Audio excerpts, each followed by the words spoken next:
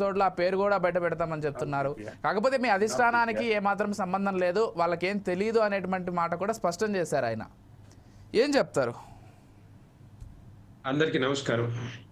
ఈరోజు Hyderabad central university భూములు ఏదైతే ఉన్నాయో ముందు నుండి కూడా అక్కడ ఏదైతే మరి రాష్ట్ర ప్రభుత్వం అక్కడ క్లీన్ చేసిన దగ్గర నుంచి మొదలు పెడితే ఇప్పటి వరకు కూడా ఎన్నో సార్లు ఎంతో మందిని కలిసింది భారతీయ జనతా పార్టీ రాష్ట్రంలో కేంద్రంలో కూడా.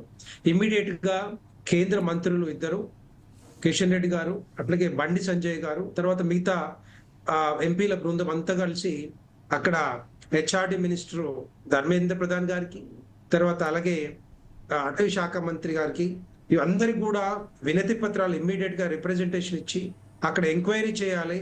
అక్కడ 400 ఎకరాల భూములు మరి వేరే వాళ్ళకి స్వాధీనపరుస్తా ఉన్నారు, అమ్ముతా ఉన్నారు. దగ్గర 30,000 కోట్ల నుంచి 40,000 కోట్ల కోసము దాన్ని ఇమ్మీడియట్ గా ఎంక్వైరీ చేసి హైదరాబాద్ సెంట్రల్ ల్యాండ్స్ ని, సెంట్రల్ యూనివర్సిటీ భూముల్ని ఇమ్మీడియట్ గా యూనివర్సిటీకి చెప్పాలని చెప్పి రిప్రజెంటేషన్ ఇచ్చింది ఇక్కడ బీఆర్ఎస్ పార్టీ కాదు, ఇంకొక పార్టీ కూడా కాదు. ఇమ్మీడియట్ గా అక్కడ చేసింది, ఇమ్మీడియట్ గా రెస్పాండ్ అయ్యింది భారతీయ జనతా పార్టీ. ఇక్కడ నుంచి 8 మంది కేంద్ర ఎంపీలతో పాటుగా ఎమ్మెల్యేలు కూడా అక్కడికి వెళ్ళి రిప్రజెంటేషన్ ఇచ్చారు. బీఆర్ఎస్ పార్టీకి మాట్లాడే నైతిక హక్కు లేదు ఇక్కడ, ఎందుకంటే వాళ్ళు పోరాటం చేసింది కూడా ఏం లేదు.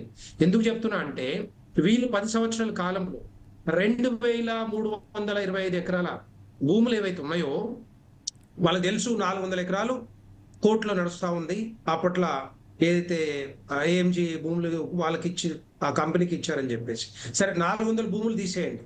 దాంట్లో దగ్గర ఒక 200 నుంచి 250 ఎకరాలు, కొన్ని 130 ఎకరాలు టీఎన్జిఓలకు ఇచ్చింది ఎవరండి? ఇక్కడ బీఆర్ఎస్ పార్టీ కాదా? వీళ్ళకి ఏం హక్కు ఉందని ఇచ్చారు? అక్కడ ఎవరు అడిగితే ఇచ్చారు? ఎట్లా ఇచ్చారు చెప్పండి? హైదరాబాద్ సెంట్రల్ యూనివర్సిటీ భూముల్ని ఎందుకు వాళ్ళకి ఇచ్చారు? వేరే దగ్గర ఇవ్వలేకపోయారా? వేరే దగ్గర ల్యాండ్స్ లేవా? అదొకటే కాదు, దాంట్లో మధ్యలో రోడ్లు వేసి అటువైపు ఇటువైపు ఇంకా ఇద్దామని చూశారు, కానీ కోర్టులు తప్పు పట్టే కాబట్టి అక్కడ ఆపిరు వాళ్ళు. అది తప్పే, పెద్ద తప్పు వీళ్ళు చేసింది. వీళ్ళు దాంట్లోకి వెళ్ళి కొన్ని రకరకాల టీఎన్జిఓలతో పాటుగా మిగతా వాళ్ళకి ఇవ్వటం అనేది కరెక్ట్ కూడా కాదు. అది కూడా రెండవది, అవి పోను మిగతా దగ్గర 1750 ఎకరాలు ఎంత ఉంటుంది. దానికి వాళ్ళకి తెలుసు ఈ 1750 ఎకరాలు సెంట్రల్ యూనివర్సిటీ పేరు మీద ఇప్పటివరకు రిజిస్టర్ కాలేదు, మ్యూటేషన్ కాలేదు, వాళ్ళ సొంత ఓనర్షిప్ రాలేదు అని తెలుసు వాళ్ళకి. ఎందుకు చేయలేదు? ఒకవేళ హైదరాబాద్ సెంట్రల్ యూనివర్సిటీ విద్యార్థుల మీద ప్రేమ అభిమానం ఉంటే ఎందుకు వాళ్ళ మీద రిజిస్ట్రేషన్ చేయించలేదు? ఎందుకు ఓనర్షిప్ ఇవ్వలేదు?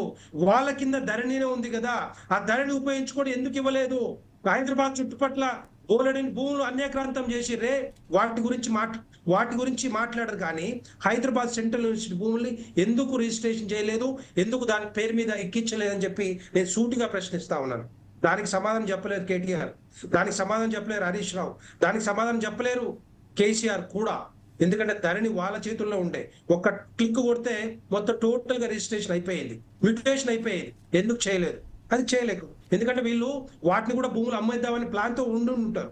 సో ఇట్లాంటి 400 ఎకరాలు ఈ మిగతా అక్క పక్కన ఇటు పక్కన వాళ్ళు నిజంగానే ఇంకొక 5 years ఉంటే అది కూడా కోకాపేట భూములాగా దీన్ని కూడా 100 కోట్లకు ఎకరం చొప్పున అమ్మేవాళ్ళు. దాన్ని తప్పకుండా మొత్తం తెలంగాణ రాష్ట్రాన్ని ప్రశ్న పట్టించింది బీఆర్ఎస్ పార్టీ, కేసీఆర్ కుటుంబం మొత్తం టోటల్.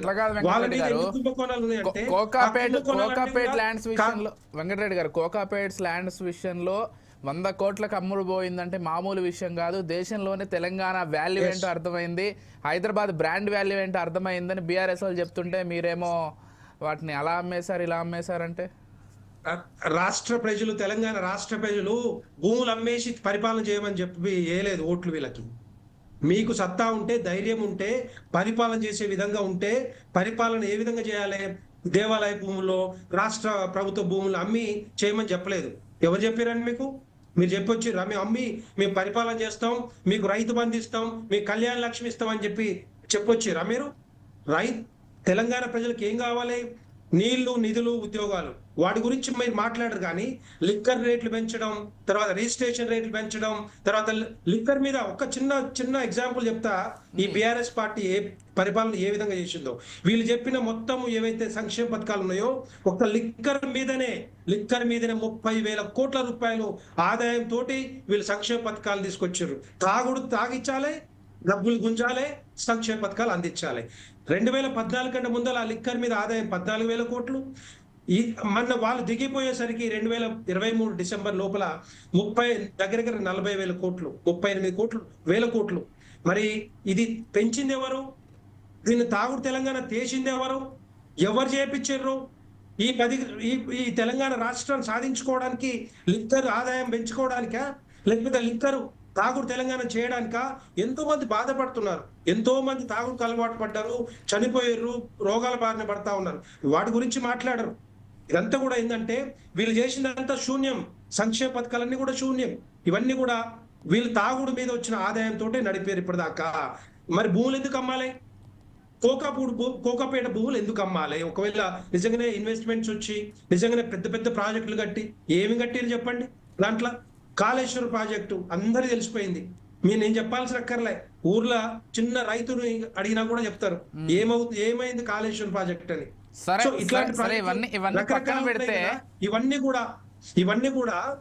కూడా ఎంక్వైరీ చేస్తున్నది ఎవరు? రేవంత్ రెడ్డి గారు. వచ్చిన తర్వాత ఏం జరుగుతుంది? రెండు పార్టీలు ఒకటి కాబట్టే వాళ్ళు ఏం చేస్తున్నారు? ఉల్టా భారతీయ జనతా పార్టీ మీద వీళ్ళకి నిజంగానే ఆరోపణ చేస్తున్నారు కదా. ఆధారాలు ఉంటే ఇప్పుడు చెప్పమని చెప్పండి. ఒకవేళ నెక్స్ట్ ఎపిసోడ్ ఎందుకు? అయిపోద్ది కదా, క్లియర్ అయిపోద్ది కదా. ఇప్పుడు చెప్తే అయిపోద్దిగా. ఆ క్విడ్ ప్రోకో ఎక్కడ జరిగింది, ఎవరెవరు వచ్చారు, ఎవరెవరికి ఏం డబ్బులు వచ్చినాయి, లేకపోతే బీఆర్ఎస్ పార్టీలు ఉన్న పెద్దలకు వచ్చినాయా, లేకపోతే వాళ్ళ మధ్యలో వచ్చినాయా, అది కూడా బయట పెడితే బాగుంటది కదా. ఊరికే ఆరోపణ చేయడం కాదు కదా. బీజేపీ ఎంపీ అది కరెక్ట్ కాదు కదా. అంటే వెంకటరెడ్డి గారు, పోనీ మీకు కూడా తెలియకుండా పాపం ఎవరైనా చేస్తున్నారేమో ఉన్నటువంటి 8 మంది ఎంపీల్లో, మీ పార్టీ వాళ్ళకి తెలియకుండా అట్లేం లేదంటారా? ఎట్టి పరిస్థితుల్లో అలాంటిది ఏమి ఉండదు. మీకు తెలుసు, భారతీయ జనతా పార్టీ కేంద్ర ప్రభుత్వంలో నరేంద్ర మోడీ గారు మొదటి నుంచి కూడా చిన్న మచ్చ ఎక్కడైనా కనపడినా కూడా, చిన్న మచ్చ, అవినీతి మచ్చ కనపడ్డా కూడా డెఫినెట్ గా వాళ్ళ మీద యాక్షన్ ఉంటుంది. వేరే పార్టీల వాళ్ళు కానీ మిగతా పార్టీలు కానీ ప్రభుత్వ సొమ్ముని కానీ ప్రభుత్వ భూములు కానీ అవినీతి కుంభకోణాలు కూరుకుంటే మాత్రం డెఫినెట్ గా యాక్షన్స్ ఉంటాయి.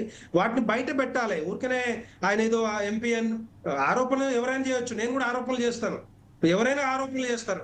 ఆధారాలు ఉండి ఆరోపణలు చేస్తేనే దానికి సార్థకత ఉంటుంది, దానికి ఒక చట్టబద్ధత ఉంటుంది. కానీ ఊరికనే చేయగానే అనంగానే సరిపోతుందా?